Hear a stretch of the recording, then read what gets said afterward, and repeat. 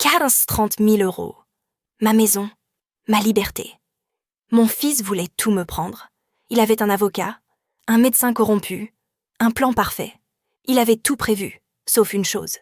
Il a oublié son téléphone chez moi. Je m'appelle Françoise, j'ai 68 ans. Pendant toute ma vie, j'ai cru que ma plus grande fierté, c'était ma famille. Mon mari est décédé il y a 3 ans. Depuis, je vis seule dans notre maison à Lyon. Une belle maison de 4 chambres avec un grand jardin. Mon fils Thomas vient me voir chaque dimanche. Enfin, c'est ce que je croyais. Ce jour-là, c'était un mardi ordinaire. Thomas était passé me voir pour déjeuner. Il fait ça de temps en temps, entre 2 rendez-vous professionnels. Il travaille comme consultant, toujours pressé, toujours au téléphone. Nous avons mangé ensemble, une quiche que j'avais préparée le matin. Il était distrait, comme d'habitude. Il répondait à ses messages pendant que je parlais. Mais j'avais l'habitude. Les jeunes d'aujourd'hui sont toujours sur leur téléphone, n'est-ce pas? Après le déjeuner, il est parti en vitesse. J'ai un rendez-vous important, maman. Je t'embrasse. Et il est sorti en coup de vent. Pit pause. 10 minutes plus tard, j'étais en train de débarrasser la table quand j'ai entendu une sonnerie. Son téléphone. Il l'avait oublié sur la chaise du salon. Thomas oublie toujours tout quand il est pressé. Ses clés, son portefeuille. Aujourd'hui, son téléphone. J'ai pris l'appareil pour le mettre de côté. Je comptais l'appeler sur son autre numéro pour lui dire de revenir le chercher. Mais au moment où j'ai touché l'écran, le téléphone a sonné à nouveau. Un appel entrant, le nom affiché, Maître Dubois. Je ne sais pas pourquoi, mais quelque chose m'a arrêté. Maître Dubois, un avocat. Pourquoi Thomas parlait-il avec un avocat? Le téléphone a continué de sonner, 1 fois, 2 fois, 3 fois. Et puis, il s'est déclenché en mode haut-parleur. Apparemment, Thomas avait activé une fonction de réponse automatique. Et là, j'ai entendu une voix masculine, professionnelle. Tonne plus tendue. Thomas, c'est Maître Dubois. Je vous rappelle concernant le dossier dont nous avons parlé la semaine dernière. J'ai préparé les documents pour la déclaration d'incapacité de votre mère. Tout est prêt. Il ne reste plus qu'à... Mon sang s'est glacé. Déclaration d'incapacité, 2 mois. La voix a continué. Obtenir les signatures des 2 médecins. J'ai contacté le docteur Moreau comme vous me l'aviez demandé. Il est d'accord pour signer le rapport médical attestant que votre mère n'est plus en mesure de gérer ses biens. Avec ce document et celui du psychiatre, nous pourrons faire valider la mise sous tutelle dans les 3 semaines. Ensuite, vous aurez le contrôle total de ses comptes bancaires et vous pourrez procéder à la vente de la maison comme prévu. Pause dramatique. J'ai dû m'asseoir. Mes jambes ne me portaient plus. La vente de la maison. Ma maison. La maison où j'ai vécu 40 ans avec mon mari. La maison où Thomas a grandi. L'avocat continuait de parler sur le haut-parleur du téléphone abandonné. Pour le compte bancaire principal, celui avec les 280 000 euros d'économie, une fois la tutelle en place, vous pourrez faire les virements comme bon vous semble. Concernant les placements et l'assurance vie de 150 000 euros, il faudra attendre la validation du juge, mais ça ne devrait être qu'une formalité. 280 000 euros, 150 000 euros. L'argent que mon mari et moi avons économisé pendant toute notre vie. L'argent de sa pension, de mes années d'enseignement. L'argent que nous avions mis de côté pour nos vieux jours. Pour moi. Appelez-moi dès que possible, Thomas. Nous devons finaliser le rendez-vous avec le psychiatre pour cette semaine. Plus vite nous aurons les 2 rapports médicaux, plus vite nous pourrons... J'ai raccroché. Mes mains tremblaient tellement que j'ai failli faire tomber le téléphone. Ton de colère contenue. Je suis restée assise là, dans mon salon, pendant je ne sais combien de temps. 1 heure, 2 heures. Le temps n'avait plus d'importance. Mon fils, mon unique enfant. Celui que j'ai élevé seul après la mort de son père. Celui pour qui j'ai travaillé jusqu'à 64 ans pour qu'il puisse faire ses études. Celui à qui j'ai donné tout mon amour. Il voulait me faire déclarer incapable. Il voulait prendre ma maison. Il voulait prendre mon argent. Et il avait tout planifié. Avec un avocat. Avec des médecins corrompus. Pause. Le téléphone a vibré à nouveau. Un message cette fois. Je l'ai regardé. C'était de sa femme, Isabelle. Tu as parlé à l'avocat? On a trouvé l'appartement dont je te parlais. 850 000 euros à Paris. Avec l'argent de la vente de la maison de ta mère et ses économies, on aura largement de quoi faire l'apport. On pourra enfin quitter notre location. Voilà donc ça. Ils voulaient mon argent pour acheter leur appartement de rêve à Paris. Ma maison, qui valait au moins 650 000 euros dans ce quartier de Lyon. Mes économies de 280 000 euros. Mon assurance vie de 150 000 euros.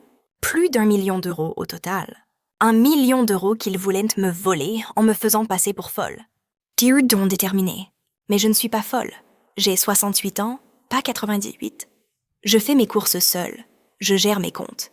Je lis 3 livres par mois. Je fais du yoga 2 fois par semaine. Je conduis encore ma voiture. Et à ce moment précis, assise dans mon salon avec le téléphone de mon fils entre les mains, j'ai pris une décision. Si Thomas voulait la guerre, il allait la voir. Mais pas de son côté. Changement de ton, plus stratégique. J'ai commencé par prendre des photos. Toutes les conversations sur son téléphone. Les messages avec l'avocat. Les messages avec Isabelle. Les messages avec ce docteur Moreau qu'ils avaient corrompu. J'ai tout photographié avec mon téléphone. Chaque message, chaque preuve. Il y avait des dizaines de messages. Il planifiait cela depuis 6 mois. 6 mois qu'il me mentait. 6 mois qu'il venait me voir en souriant, en m'embrassant, en me disant « Comment vas-tu, maman ?» 6 mois qu'ils attendaient le bon moment pour me poignarder dans le dos. Dans les messages, j'ai découvert encore plus de détails horribles. Thomas à l'avocat, il y a 3 mois, ma mère devient vraiment difficile. Elle oublie des choses. L'autre jour, elle a oublié notre déjeuner du dimanche. Mensonge. C'est lui qui avait annulé ce déjeuner pour partir en week-end. Thomas à Isabelle, il y a 2 mois. Le médecin m'a dit qu'il pourrait écrire que maman montre des signes de démence. Apparemment, c'est facile à faire croire pour une femme de son âge. Des signes de démence, moi. Isabelle à Thomas, il y a 1 mois.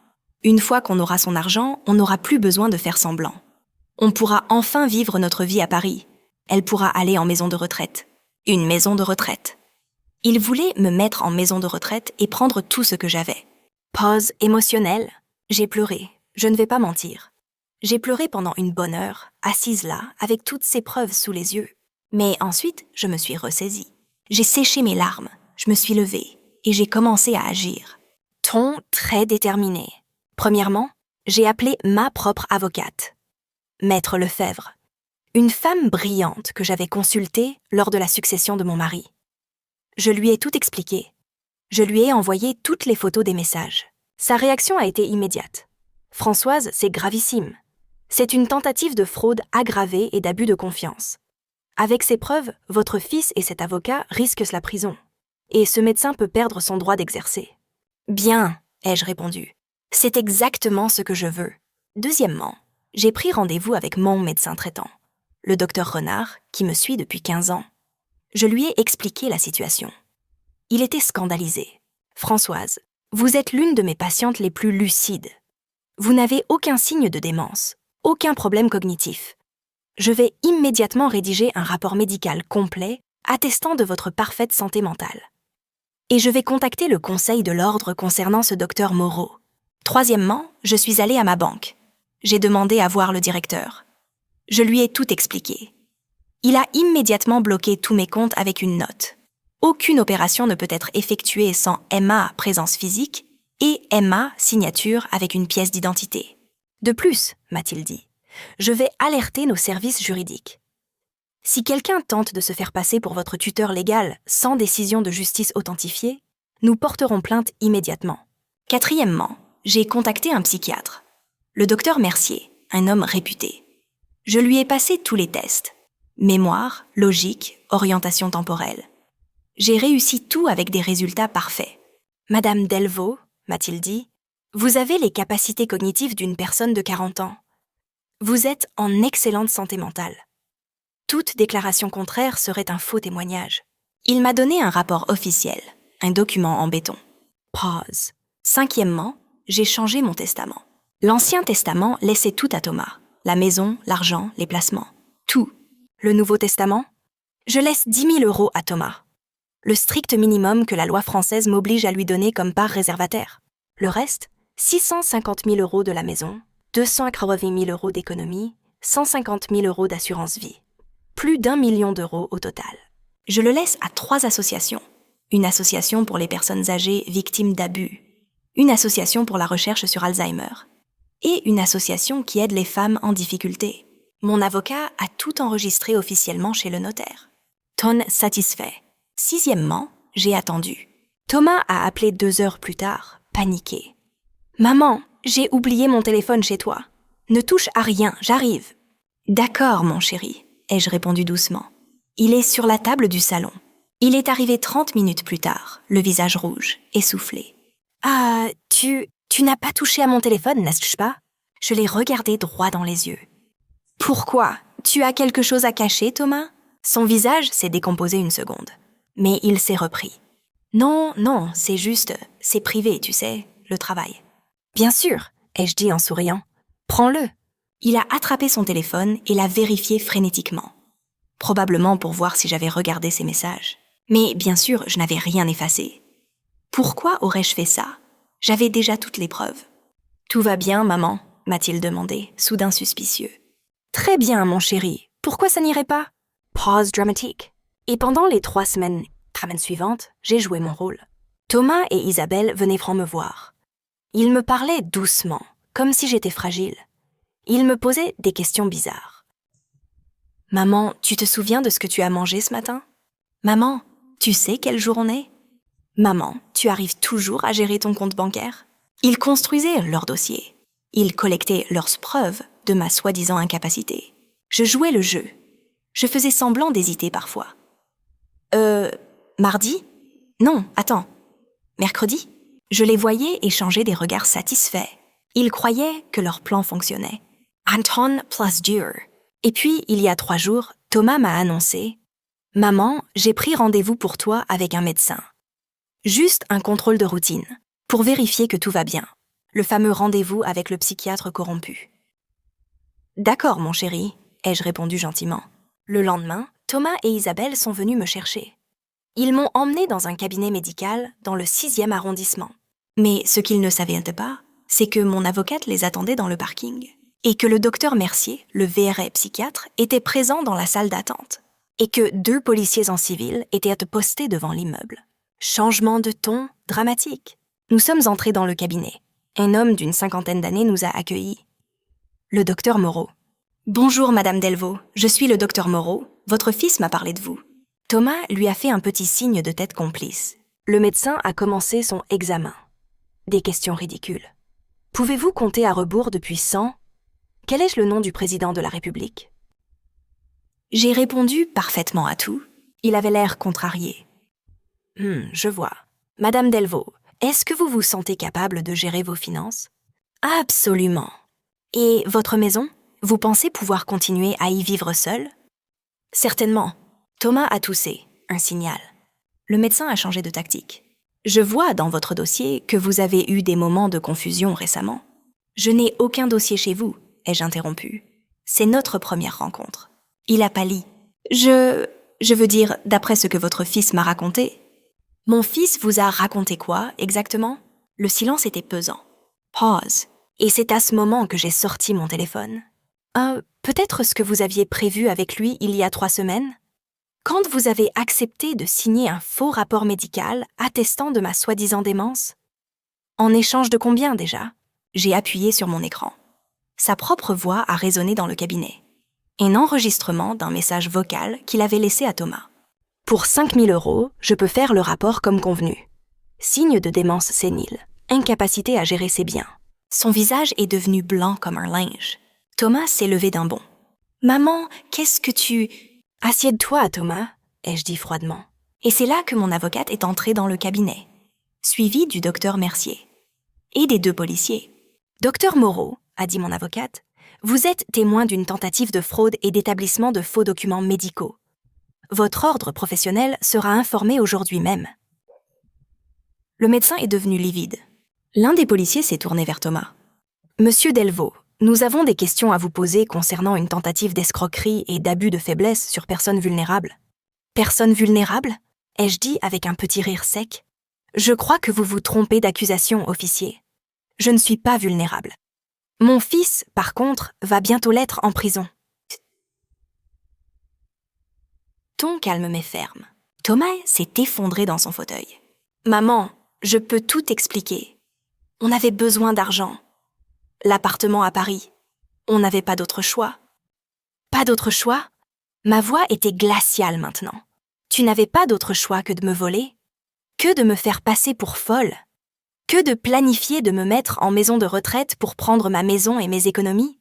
Isabelle pleurait maintenant. On voulait juste une meilleure vie. Avec mon argent. L'argent que ton père et moi avons économisé pendant 40 ans. Les policiers les ont emmenés pour interrogatoire. Le docteur Moreau a perdu sa licence médicale 2 semaines plus tard. Maître Dubois, l'avocat complice, fait face à une procédure disciplinaire du barreau. Il risque la radiation. Pause émotionnelle. Et Thomas a été inculpé pour tentative d'escroquerie en bande organisée et abus de confiance. Le procès aura lieu dans 6 mois. Mon avocat dit qu'avec toutes les preuves que nous avons, il risque entre 2 et 5 ans de prison. Isabelle a demandé le divorce. Apparemment, elle ne veut pas être associée à un criminel. L'ironie, c'est qu'elle était complice depuis le début. Ton réfléchit.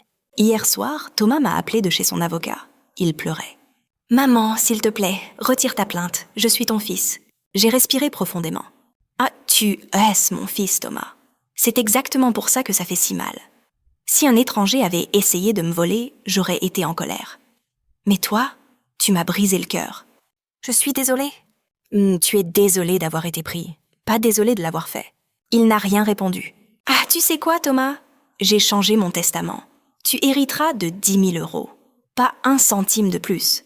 Le reste ira à des associations qui aident vraiment les gens. » « Maman, non, c'est mon héritage. Papa aurait voulu que tu t'occupes de moi. Pas que tu me voles. Papa aurait eu honte de toi. » J'ai raccroché. Pause long. Aujourd'hui, je suis assise dans mon salon, dans MA Maison, avec MES Économie bien protégée à la banque. Je bois un thé, je lis mon livre. Par la fenêtre, je vois mon jardin que j'ai entretenu pendant 40 ans. Est-ce que j'ai fait le bon choix? Certains me diraient que j'aurais dû pardonner, que c'est mon fils, que la famille, c'est sacré. Mais moi, je crois que le respect, c'est sacré. La confiance, c'est sacré. L'amour véritable, c'est sacré. Et Thomas a piétiné tout ça. Ton final sage. J'ai 68 ans. Je suis en excellente santé. J'ai encore au moins 20 bonnes années devant moi. Peut-être 30. Je vais vivre ces années dans MA Maison, avec mon argent, en paix. Et quand je mourrai, mon argent ira à des gens qui en ont vraiment besoin. Pas à un fils qui a essayé de me détruire pour s'enrichir. Certains diront que je suis dure, que je suis sans cœur. Mais je dirais que je suis juste. Et que parfois, la vraie justice, c'est de se défendre. Parce que j'ai peut-être 68 ans. Mais je ne suis certainement pas folle. Et je ne suis définitivement pas une victime. Pause finale. Si cette histoire vous apprend quelque chose, que ce soit ceci. Ne jamais sous-estimer une femme de 68 ans qui a survécu à 40 ans de mariage, élevé un enfant et géré une maison. Nous ne sommes pas fragiles. Nous ne sommes pas confuses. Nous ne sommes pas des proies faciles. Et si vous essayez de nous voler, eh bien, vous feriez mieux d'avoir un très bon avocat. Parce que nous aussi, nous en avons.